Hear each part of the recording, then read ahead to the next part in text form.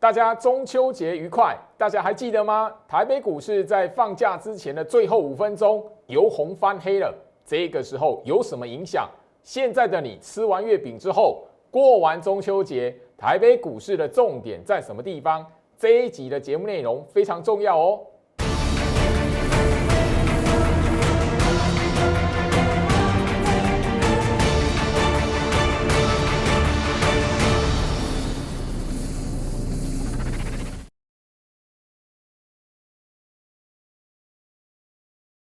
欢迎收看股市扎进，我是程序员 Jerry， 让我带你在股市一起造妖来现行。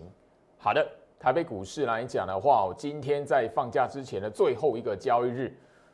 台北股市大盘忽然之间猪羊变色。当然你会发现，就是说原本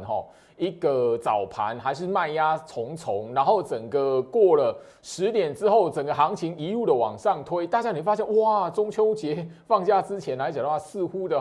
还在讨论说，是不是有人护盘啊？为了面子，是不是那个放假之前要把台北股市刻意拉高？当到最后面收盘前的最后5分钟，哇！原本大涨啊，后面变成一个小跌，1.91点。那等于说，台北股市在那个放假之前的最后一个交易日，大盘是有开盘跟没开盘，没有什么差别，原地踏步。那这个时候来讲的话，盘面上面的类股，自然而然就是你的重点。那当然，今天这个尾盘来讲的话，许多投资朋友会想要讨论啊。那我这边简单跟他来谈。第一个，今天来讲的话，尾盘这一个最后5分钟出现一个下杀的动作。其实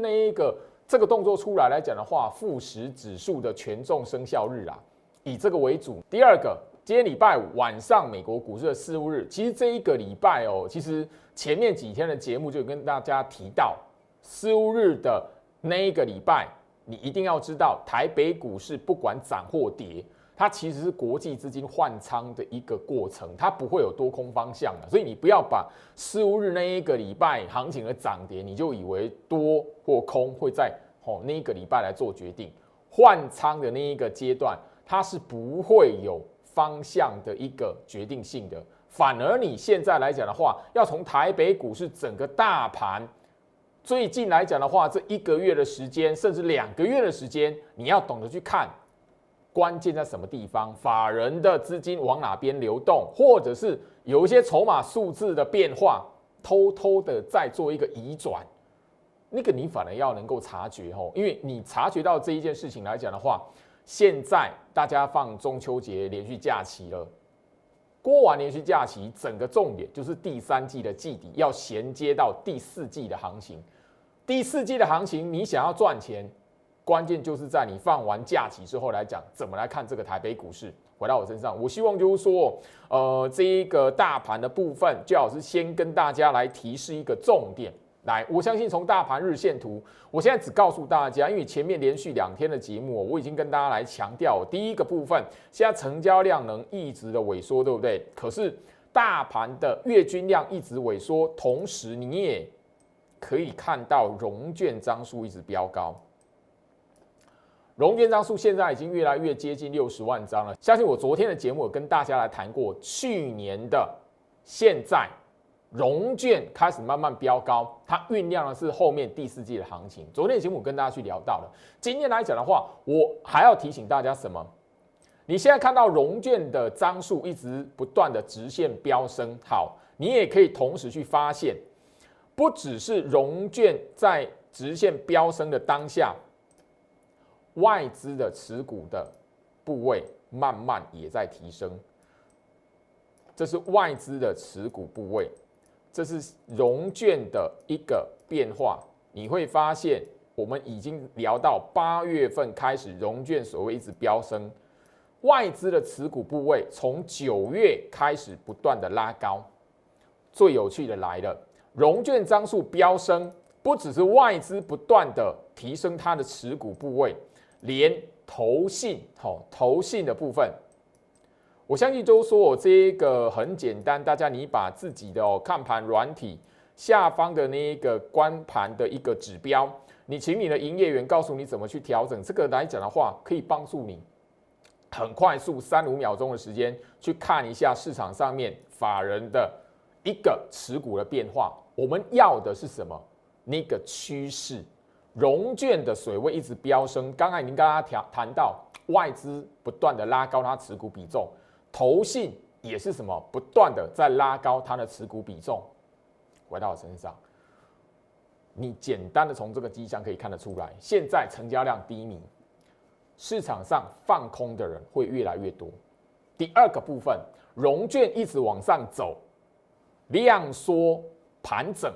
看空的人，因为盘久必跌嘛，很多人在股市，很多人都听到这一句话，盘久必跌。好，融券飙高代表什么？市场上散户投资人放空的人越来越多，这个当下外资在拉高它持股比重，投信在拉高它持股比重，你觉得接下来会发生什么事情？去年所谓年底的軋空延伸，很多人都忘了，因为经过那么长一段时间。投信拉高它的持股比重，来，投信拉高它的持股比重，另外一个含义也是什么？另外一个含义也代表着前面大家你在9月份看到哇，投信大力砍杀，或者是8月份开始砍，9月份持续砍的那些标的来讲，它只是被投信当作是什么换股的标的，不是所谓的弃养啦。所以所谓的筹码松动，你必须怎么样？你还要去观察外资的变化，不是看到哇投信卖它啊，筹码松动啊，那档股票跌，很多人说筹码松动，绝对不是。这一集的节目我开场已经告诉大家这个观念，我相信极少数有分析师会在节目上告诉你这个小小的重点，虽然不是很艰深的学问，但是我相信很多人他只是看表面涨跌，他完全没有去观察到这件事情，他也完全忘记了去年刚好在这个时间点，前年2019年在这个时间点，行情都在做什么，筹码出现了相同的变化，很多人没有发现。所以我希望就是说，大家你在放连续假期的期间，加入居老师的 Light 小老鼠 Go Reach 55688，小老鼠 GORCH 55688，留在我 Light 里面，我会不断的跟大家来分享一些重要的影片。画面上 QR Code 扫描，这是居老师唯一官方认证的粉丝团 Light， 其他都是假的，好不好？这因为市场上诈骗的那个案例越来越多，那这边我也希望就是说，我在连续假期这一段时间，第一波会分享的影片是什么？就是针对所谓现在市场上广泛被讨论，甚至在9月份、9月初那个时候来讲的话，电子股拉回，然后大家在忽然之间跌什么，很多业绩的股票，很多那个前一天才放出来说8月营收很好然后后面来讲的话，看好后续的表现。财报数字亮眼的，结果隔天马上被杀。回到我身上，我相信你到现在都还印象深刻啦那包含了就是说这一些股票来讲的话，都是大家印象深刻的强势股。来，4919的新唐，我相信就是说这一段时间以来，在9月份之前，新唐是一个大家都知道 MCU 概念股、MCU 题材的强势股。进入9月份，投信来讲的话，很明显砍杀它。很多人因为说哇，股价拉回，然后破季线，这个叫筹码松动吗？你反向的去看一下外资的变化，下面这一边是外资的持股比重，你可以发现什么？投信在砍新唐，但是怎么样？外资却反向的慢慢去拉高它对新唐的持股部位，这个叫筹码松动吗？最好是会在整个连续假期这一边来讲的话，透过一个特别节目的方式，比较轻松一点，跟大家来谈。当你听到筹码松动这样的字眼的时候，这一些股票你怎么去观察它？除了筹码的数字之外，另外一个3-5秒钟、3秒钟瞄过去，这档股票你怎么看？我会在影片里面分享。我现在只是就是说特别的跟大家来谈市场上在8月份、9月份之后，你很明显的在放假之前还看到这些股票杀得很惨。当然了，万润6187的万润来讲的话，在那个今天放假之前的最后一个交易日拉了一根长红棒，可是，在那之前来讲，股价是什么？哇，一路向下修正到年线扣底值，等于说这个杀盘的那个力道是那个比大盘还重，因为大盘来讲的话，在半年线扣底值嘛，修正到半年线扣底值就止稳了嘛。那可是这一档股票6187万润，它直接是砍到什么年线扣底值，等于说它现在周期是比大盘还要弱的，它甚至比什么货柜三雄还要弱的。好，我们可以看得到万润这档股票来讲的话，投信是从9月份开始卖它的。好，那一样非常有趣的，跟刚刚新唐一样是投信在卖它，可是外资却是什么？同时的也在9月份慢慢的去增加它对于万润的持股部位。你怎么来看万润？有一个方法快速去检视万润这一档股票。你在接下来吃完月饼之后，也许你手中有万润被套牢，你在想说到底要不要换，到底要不要砍，或者是你在观察，万润跟台积电有连结的股票。台积电虽然在那个今天来讲的话是收黑的，但是它毕竟怎么样，也忽然之间在9月份复活了嘛。最近来讲的话，也是2个礼拜的时间都站在600块以上了。好，后续台积电如果有表现，万润这一档股票怎么来看？因为它是台积电概念股。大家你也在那个放假之前都听到什么？哇，有外资说台积电资本支出后面来讲会拉高。好，资本支出拉高，受惠的是什么？半导体的设备厂，万润它是指标。你如果想要知道如何去了解万润的，连假期间我在 Light 这一边分享的特别节目的影片，绝对值得你一看。好，这一档也是一样前一段时间的明星股票，刚刚有聊到因为那个原本才在谈，就是说哇，它业绩很好，营收非常好啊，本益比很低。市场上都聊嘛，本益比很低嘛，好，开始杀。这一档股票的跌幅也是怎么样？哇，超越大盘。那你会发现就是说，敦泰，那个投信从8月份开始砍杀它，8月份开始卖它。可是你会发现，敦泰跟刚刚万润、跟刚刚的新唐不一样的地方是什么？哇，投信卖就算了，外资到现在也是在卖它，所以变成说，真的有那个松动意味的，是不是就是敦泰这档股票？那敦泰这一档股票，昨天还破低，前天还破低，你后面来讲怎么来看？你可以发现一件事情刚刚万润已经修正到年线扣底值了，对不对？敦泰还没有到年线呢。如果它筹码已经确认是松动的股票，那你是不是如果想要去摊平敦泰？或者是你想要买敦泰的人，因为毕竟它的业绩没有变坏当然它是一个啦，敦泰是有一个比较非战之罪，或者是被带赛、被拖累的什么？它做面板驱动 IC所以面板报价往下掉然后它也被拖累这样子。如果你了解如何去看反复的一个很简单的指标去确认，哇，敦泰你真的这段时间先不要碰的话，你是不是等到说它是不是能够在年线扣底值这一边真实有一个打底的迹象，或者是什么筹码数字的变化，看到那个筹码数字的那个指标达到了，那个标准达到了，你再进来去买它，那个才是真实主底。所以我在 Light 连续假期这一边所分享的影片来讲的话，就对你来讲非常重要，尤其是你在观察敦泰的朋友，好不好？那当然了，这里来讲，如果你手中有被敦泰套牢的朋友来讲的话，你也好好的可以做一个参考。好，再来8016的细创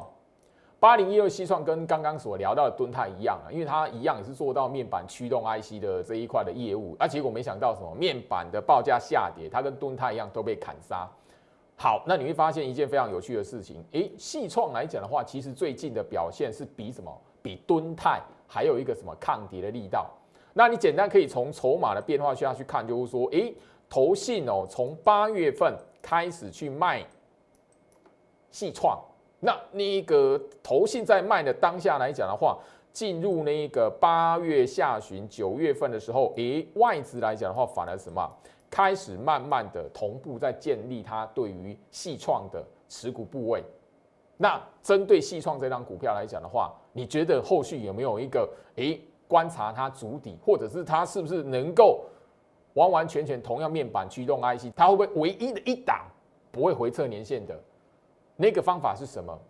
加入最好是 Light， 我会在我的连续假期这一边跟大家来分享这一段的特别影片。回到我身上，我希望就是说，在这一边来讲，当然你务必的要知道居老师的那一个频道，居老师的节目来讲的话，我希望可以吸引的是愿意想要在股票市场里面去累积一些观察市场那个分析股票观念跟操作方式的朋友，而不是只是单纯在这一边听名牌的。我讲了很多次那我希望就是说这边来讲的话，你看我的节目，我也不希望你说看到人家讲什么涨起来了，大盘涨起来了，哇，居老师好像讲过这张股票，然后再来问说老师可不可以追？我希望我这一边的观众，我这一边的粉丝群可以是什么？相对于其他那个报名牌的啦，听名牌的，去那个追股票的，相对于那一些的族群来讲，我这一边算是什么？我希望可以聚集一些相对于理性，对于股票市场来讲的话，不是那一种想要一夕致富、一步登天的人。天下没有白吃的午餐啊！你没有一些观念跟操作的一些的逻辑来讲的话，你怎么可能在股票市场听一些名牌，你自己就可以赚到钱呢？最好是 Light 小老鼠 GoRich 55688，小老鼠 GORICH55688，你先去辨认筹码松动如何去观察。另外来讲的话，你如果知道我们刚刚跟大家来谈了，现在融券张数飙高，投信、外资两大法人是不断同步的拉高它持股比重的。我刚才也提到了。你现在可以看得到的也许细创，也许敦泰，也许万润，也许新唐，它是投信的换股的标的我刚才聊到投信有拉高它持股比重嘛？那等于说，换句话说，有一些的股票是投信在8月份甚至9月份来讲的话，资金慢慢转进去的股票。回到我身上，我希望就是说，你一定要有这个观念，尤其是到现在来讲的话，第三季的季底，第三季的季底来讲，你务必要有这一些的观念，因为它攸关到整个你要去如何抓到整个衔接在第4季行情投信的最重要的一个年底的作战，包含了什么？包含了整个现在来讲，对比去年、对比前年都发生过的軋空延伸的行情好，大家也可以发现今天来讲拉涨停板的金像电，投信卖敦泰，投信卖新唐，投信砍杀细创，投信这一边卖了很多的驱动 IC 的股票。好，你会发现什么？相同的时间点，投信在针对什么？金像电去拉高它持股比重，它买的比什么？比外资还要勤劳。你有没有发现？好，这个是金像电今天拉涨停板，我不是叫你去追它我是要告诉你，投信换标的，那有一些标的投信资金转进来，那你要知道说这一些标的来讲的话，你去观察它，甚至就是说你懂得去判断这一个股票格局，你慢慢就会知道资金的流动流到什么地方去。不是市场说哇，那个投信那个砍杀认养的股票都去买传产类股了，你去追钢铁试试看你去追化工试试看很多人因为那样的说法，当然我不批评电视台的那个节目针对那个收视率，然后就是告诉你一直在炒那个传产类股、钢铁航运什么的，航运一直在喊哇，这一波是大波段什么，到现在还没起来，2个月了。我不是在取笑，我也不是在批评，而是我要提醒你。当你懂得去观察这一些细节的时候，你就会知道，投信砍杀它原本认养的股票，资金转到什么地方去，还是在电子3035的智原，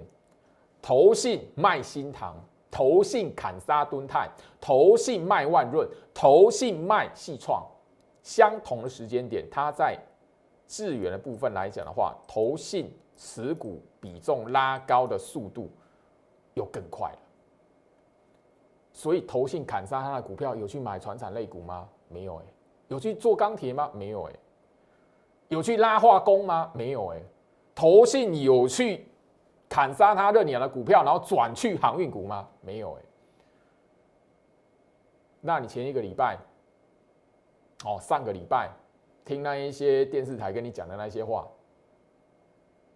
我不是在批评，而是我要告诉你，身为一个真实想要在股票市场里面如何去养成你财富、累积你财富的投资人，你务必要知道有一些观察的重点，不是只有电子啊，电子不行，好转到传产，传产不行就一定回到电子，没有。谁跟你讲说投信卖电子，那他就是转进去那一个传产类股的股票？投信去卖电子，他有去拉钢铁，有去拉那个化工，有去拉航运吗？很明显没有呢。610是创维，你发现什么？投信卖新唐，投信卖敦泰，投信卖万润，投信卖细创，相同的时间点，610是创维，投信的持股比重拉高的速度也非常快。你会发现什么？其实我们刚刚点名到的这些股票来讲的话，好像投信在买它的时候，那个外资同步的去降低它持股比重。那外资降低它持股比重，好像很明显的跑了一部分去什么？像细创那一个投信外资对做的股票身上，你有没有发现？所以资金会因为电子股的那个成交比重下降，或者是因为那个筹码投信筹码松动这么耸动的字眼，然后你的资金就要移转去钢铁、化工、航运。你好好思考一下，因为很明显的经过2个礼拜的时间，你已经很明显的可以看得到，投信根本没有因为砍杀它的股票，然后把它资金移转到什么？移转到传产类股上去。所以那些跟你讲说，哇，钢铁的、化工的、航运还有一个大波段的，现在你回头来看，一场空，因为投信那资金还是在电子啊，它只是卖这边的电子股，然后转进另外一批的电子股。3264的新权，投信在卖新唐，投信在卖万润，投信在砍敦泰，投信在砍细创的同时，很明显，你可以从8月份新权的投信的持股比重拉高的速度也非常明显，所以投信的资金还是在电子身上啊，外资的资金还是在电子身上啊。因为刚刚我们已经看到了，像细创那一类，投信卖，然后外资去接，然后这一边呢，像新权这样的股票，投信快速拉高它持股比重，外资却是在同步也是快速的去怎么样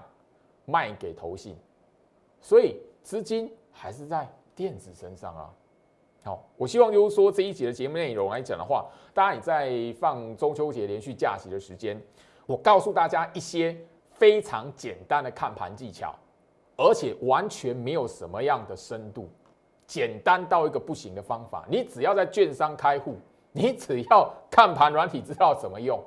这一些你也观察得到。回到我身上，当你懂得去看这一些的时候来讲，你就不会把你的思维一整个电子被砍杀，所以资金全部跑在传产，我赶快去追那个钢铁，我赶快去追那个拉起来的化工。我已经特别聊到了，不要增加你对于航运股的持股比重。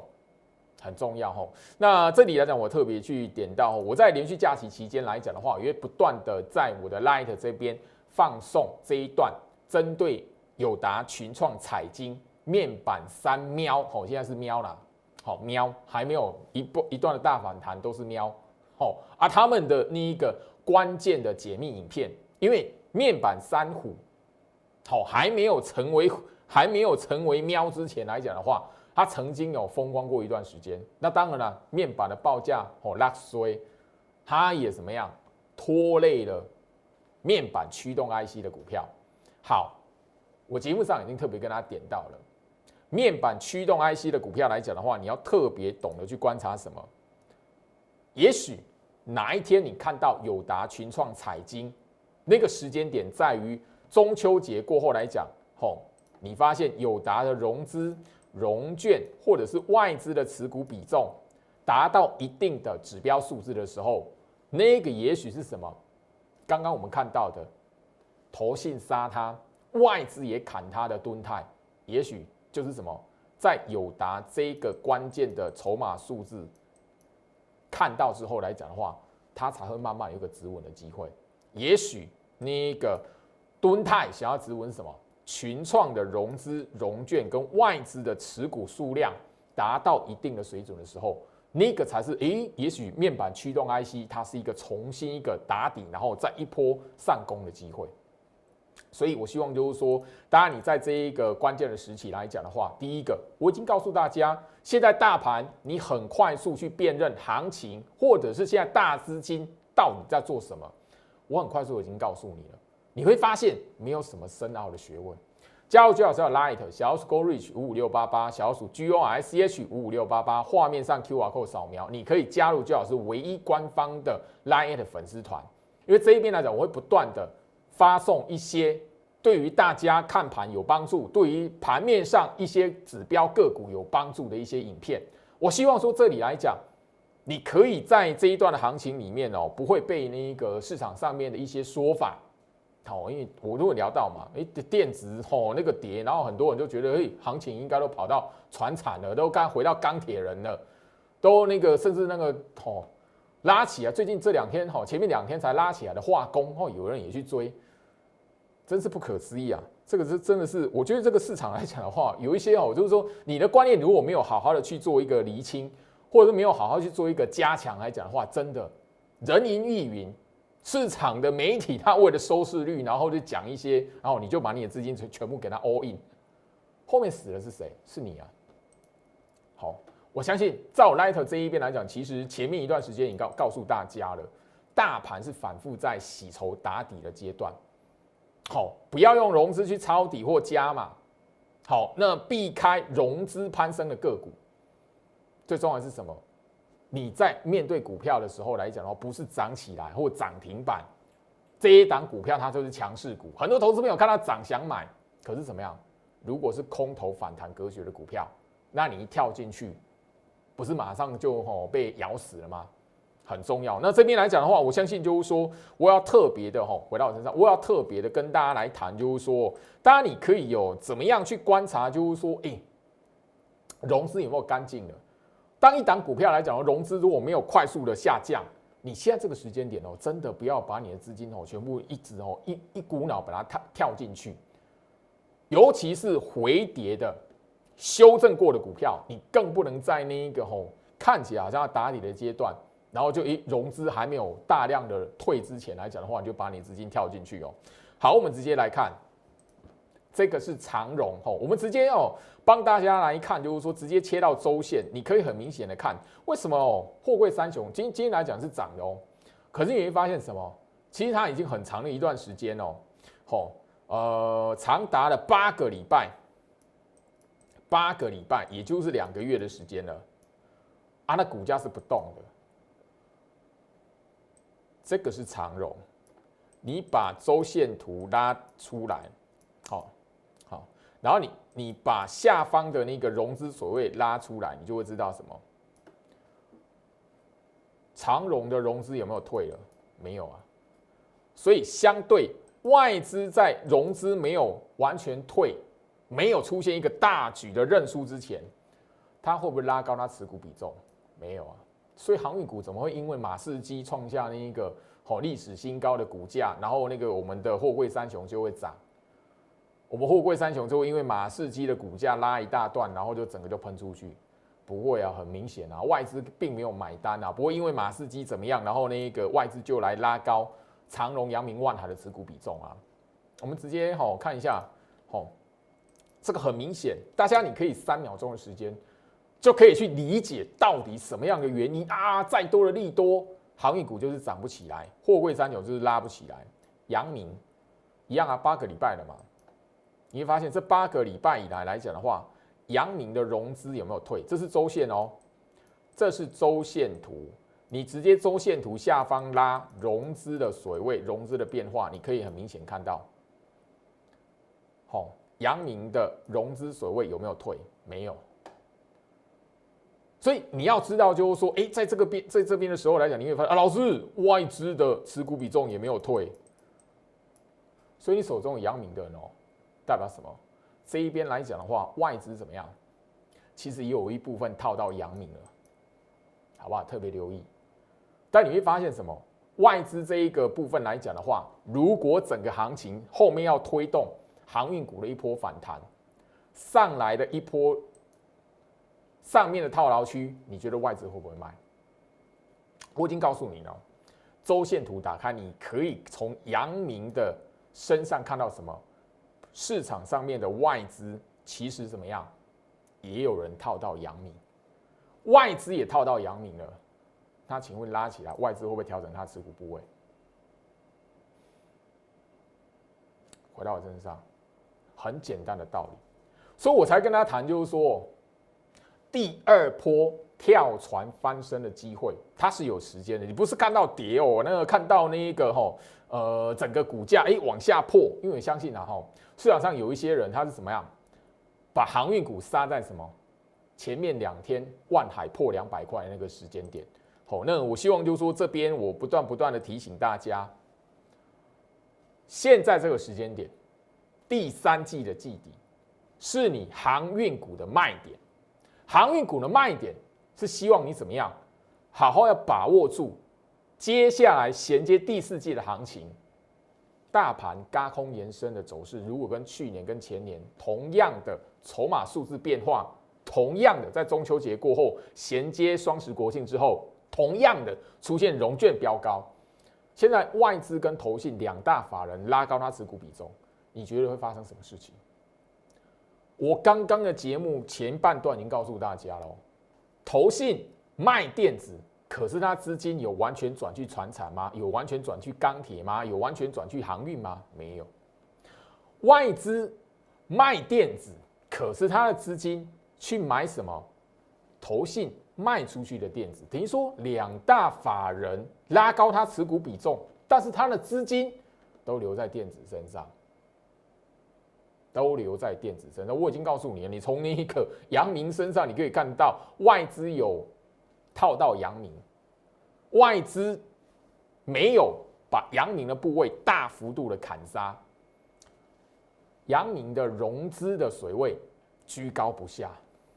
弹起来的时候，你觉得外资会不会砍阳明？我强调这个问题2次，大家你在看这个节目的时候来讲，不妨你很快速的给自己3分钟的时间，思考一下这些问题。回到我身上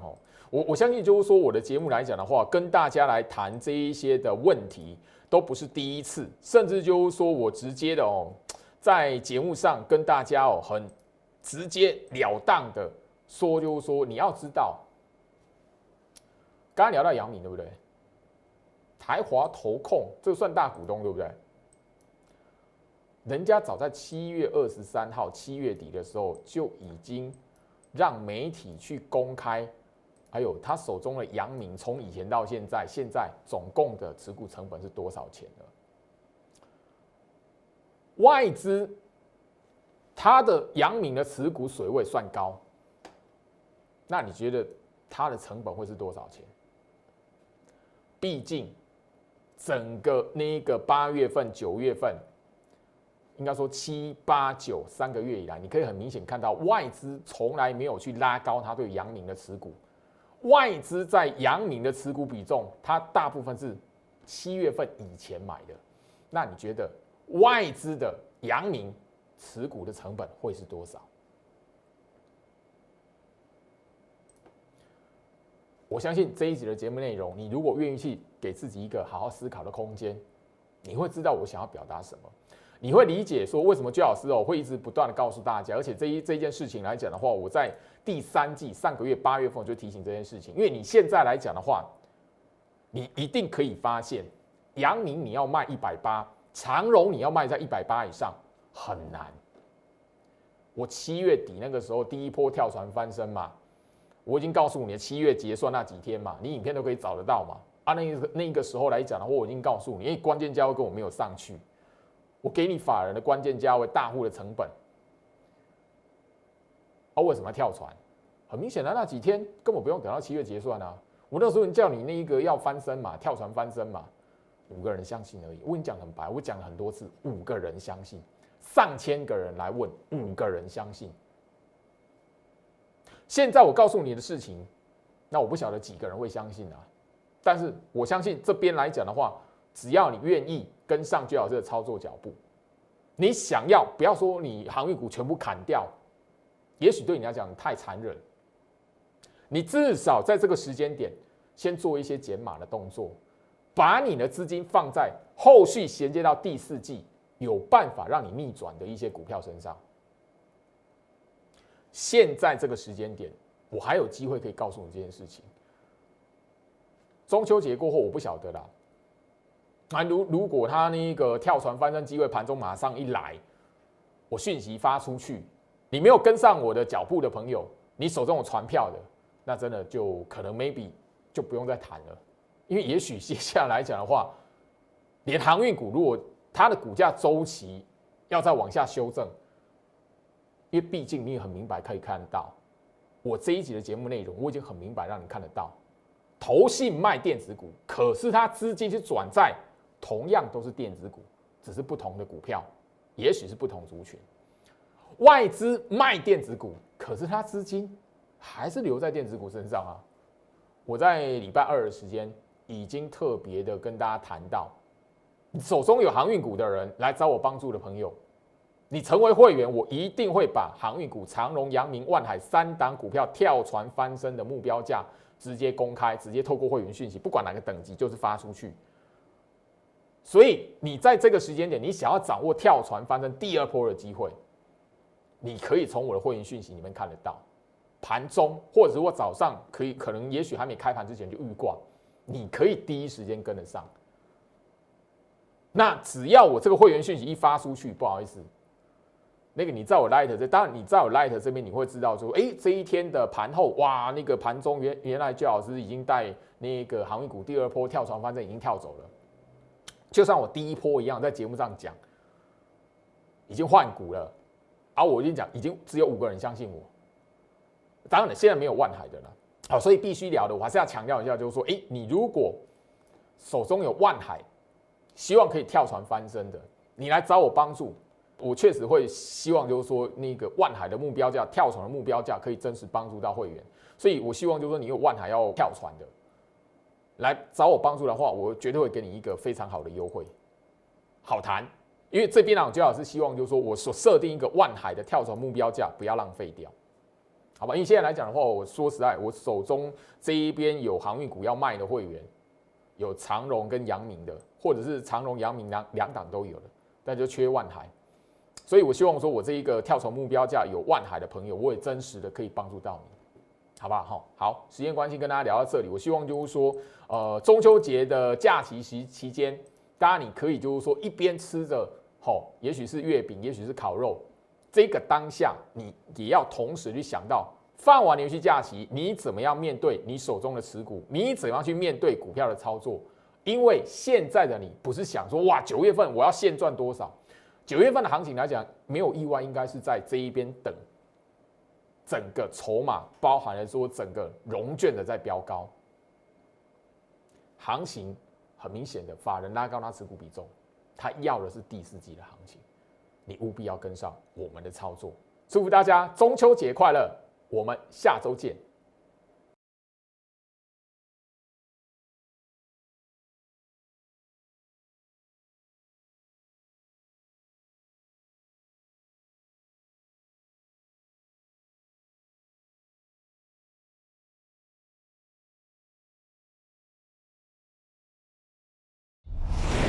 摩尔证券投顾